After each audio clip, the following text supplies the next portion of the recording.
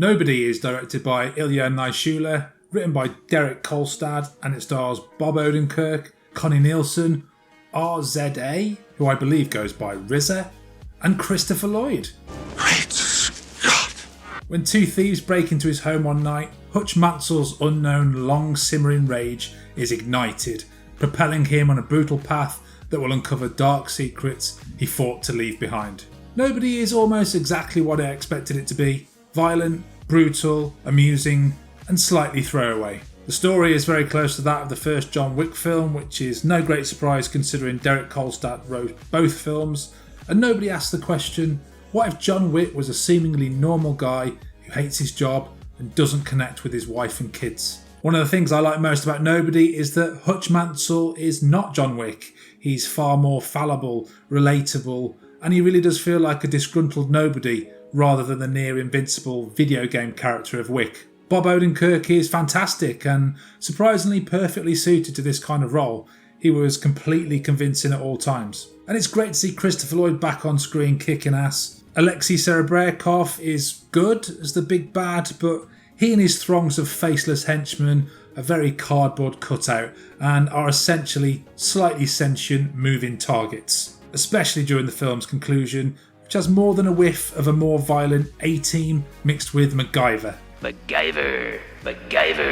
What Nobody didn't give me, however, is any surprises. We've seen all this before, and it borrows from several of the recent spate of revenge-based, high-octane action flicks, which has kind of kicked off with Liam Neeson's Taken and recently updated with John Wick. I wouldn't be against a sequel to Nobody, which is apparently already in the works, but I think they'll need to do what the John Wick series does and make the universe a bit more interesting, whilst also raising the stakes for Hutch and his family.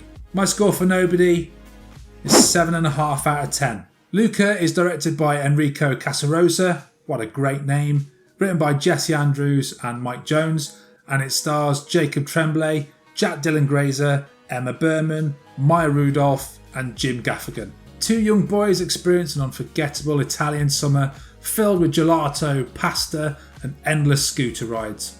But all the fun is threatened by a deeply held secret.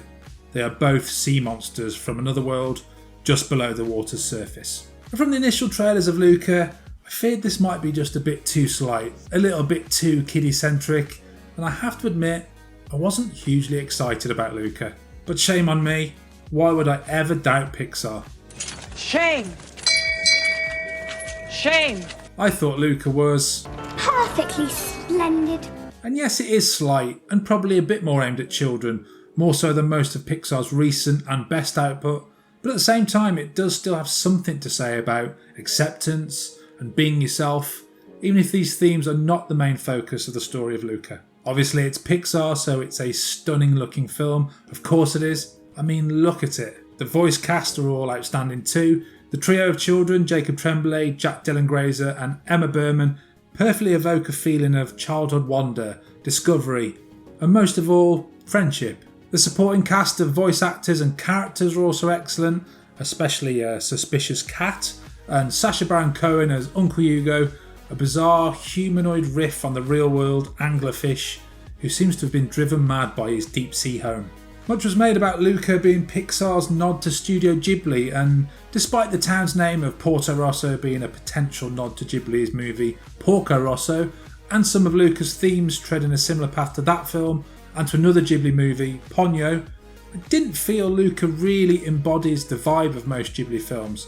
This is absolutely a Pixar film through and through. Luca's plot is a little thin, and I'm not sure it will have as strong a rewatch pull as other Pixar films, but I really enjoyed this one, and I promise to never doubt Pixar again. My score for Luca is 8 out of 10. In the Heights is directed by John M. Chu, written by Chiara Alegria Hoods, based on the stage play with music and lyrics by Lin-Manuel Miranda. And it stars Anthony Ramos, Melissa Barrera, Corey Hawkins, Leslie Grace, Jimmy Smits and Alder Meredith.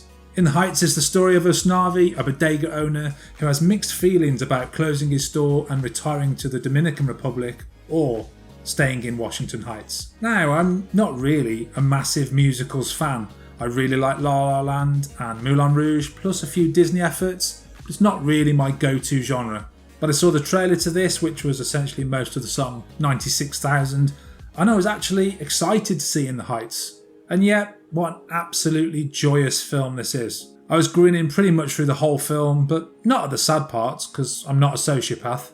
Performances across the board, musical and dramatic, are pretty much flawless. Some of the songs and routines are stunning to look at and listen to, a real feast for the eyes and ears. I especially enjoyed Abuela's song Presencia Fe. That actually made me feel quite emotional, and it was really beautifully arranged and performed. John M. Chu's direction is absolutely buzzing with energy, and the cinematography and special effects add a sheen which makes the whole film sparkle. Negatives? I wasn't overly keen on the character of Vanessa. I think they made her just a touch too hard-nosed, which made her a little unsympathetic at times, and I couldn't quite get behind her particular struggles. Also, I felt like a few character threads fizzled out and weren't concluded in a satisfying way, Benny's story in particular. But as someone who doesn't naturally gravitate towards musicals, I had a great time with In the Heights and would recommend it if you feel the same way. My score for In the Heights? 8.5 out of 10. Thanks for watching. Game over, man. It's game over.